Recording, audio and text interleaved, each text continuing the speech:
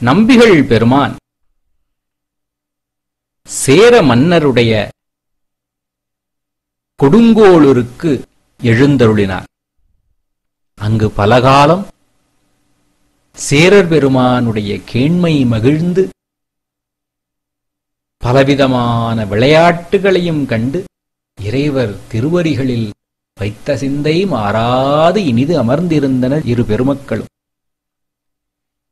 பின்னர் திருவாரூர் பூங்கோயில் விற்றிருந்த பிரான் ஈர்க்க சேரரிடம் விடைபெற்று சென்றார். தம் தோழராம் நம்பிகளுக்கு சேரர் பெரும் செல்வம் கொடுத்து பரிசனங்கள் பலரையும் அனுப்பி அச்செல்வங்களையெல்லாம் நம்பிகள் உடனே ஏக அனுப்பி வைத்தார். சேரமான் தோழராயினும் நம்பி ஆதிமுதற்கொண்டு தம்பிரான் தோழரல்லவா? இறைவன் அச்செல்வத்தை எல்லாம் எவ்வாறு எடுத்துச் செல்ல விடுவார்? இதோ நம்பிகள் திருமுருகன் பூண்டி என்ற தலத்திற்கு அருகே வந்து கொண்டிருக்கின்றார். அவருடைய பரிசனங்கள் அவருக்கு முன்னே எல்லா செல்வங்களையும் சுமந்து கொண்டு சென்று கொண்டிருக்கின்றார்கள். நம்பிகள் பின்னால் சற்று தொலைவில் வந்து கொண்டிருக்கின்றார். அந்த இடத்தில் இறைவர் தமது பூதகணங்களை வேடுவர்களாக மாற்றி நம்பிகள் கொண்டு வரும் செல்வங்களையெல்லாம் பறிமுதல் செய்ய ஆணையிடுகின்றார்.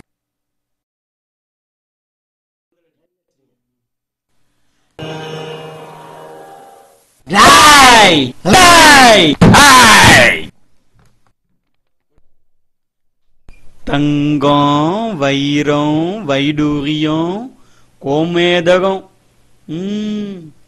இன்னும் மதிப்பிட முடியாத செல்வங்களை எல்லாம் நிறையவே கொண்டு வந்திருக்காங்க. ஆமா ஆமா, இதெல்லாம் நமக்காக தான் கொண்டு வந்திருக்காங்க. இன்னைக்கு நமக்கு சரியான வேட்டை.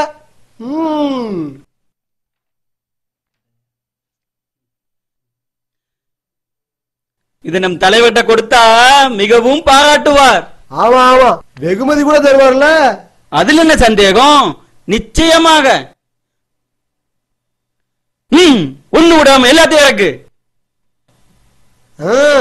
இவன் முடிக்கிற முடிய பாத்தியா? இறக்குற மாதிரி தெரியல.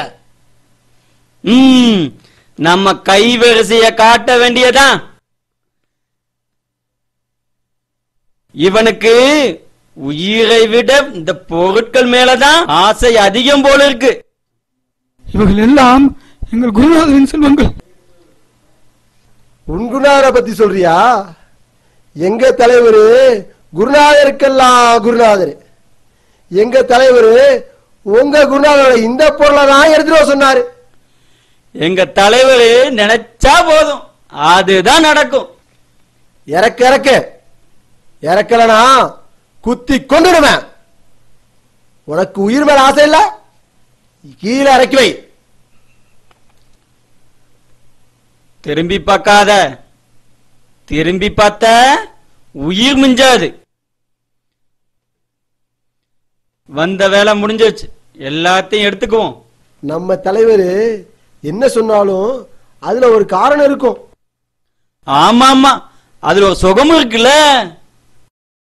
சிவகணங்கள் வேடுவர்களாக வந்து செல்வங்களையெல்லாம் பறிமுதல் செய்ததை பரிசனங்கள் நம்பி ஆரூரிடம் சென்று முறையிடுகின்றார். பெருமானை, சேர மன்னர் கொடுத்த அனைத்து செல்வங்களையும் கொடிய வேடவர்கள் கொள்ளையடித்து சென்று விட்டனர். மிக கொடிய வார்த்தைகளை கூறி எங்களை குத்தி கொன்று விடுவோம் என்றெல்லாம் அச்சுறுத்தினர். அவர்கள் பேசிய பேச்சை சிவசிவ எங்களால் காது கொடுத்து கேட்க முடியவில்லை. அவர்கள் தலைவர்தாம் இவ்வாறு தங்கள் செல்வங்களை அபகரிக்க சொல்லி உத்தரவிட்டாராம். எங்களுக்கு என்ன செய்வதென்றே தெரியவில்லை பெருமானே. சிவசிவ, என் ஆருயிர் தோழர் சேரர் கொடுத்த செல்வங்கள் கொள்ளையடிக்கப்பட்டு விட்டதா? பெருமானே, திருமுருகன் பூண்டி ஈசனிடம் சென்று நான் முறையிடுவேன்.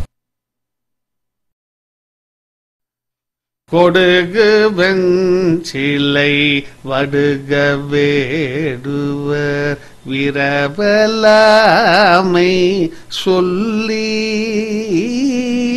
திடுகு மோட்டன கூத்தி கூரை கொண்டு அரலை குமிடோ முடுகு நரிய வடுகர்வாள் முருகன் பூண்டி மாநகர்வாய் இடுகு நுண்ணிடை மங்கை தன்னோடும் எத்துக்குங்கிருந்தி எம்பிரானீரே.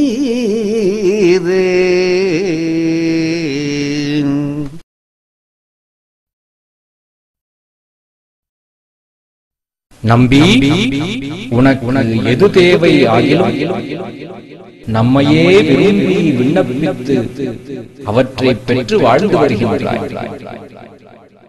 நம்முடைய தோழன் அல்லவா நீ? உன் மீது கொண்ட ஆர்வத்தால் சேரமான் உன்னுடைய தோழன் என்ற தோழமை கேண்மையால் உனக்கு பல பரிசுகளை கொடுத்து அனுப்பினார். அந்த பரிசுகளை எல்லாம் நாமே நம்முடைய சிவகணங்களை வேடுவர்களாக செய்து பறிமுதல் செய்தோம். இப்போது அவற்றை நம்முடைய அருளாசியோடு உனக்கு மீண்டும் சேர்ப்பிக்கின்றோம். சேரர் கேண்மையும் சிறக்கும். நம்முடைய திருவருளாலே நீ எல்லா செல்வமும் பெறுகிறாய்.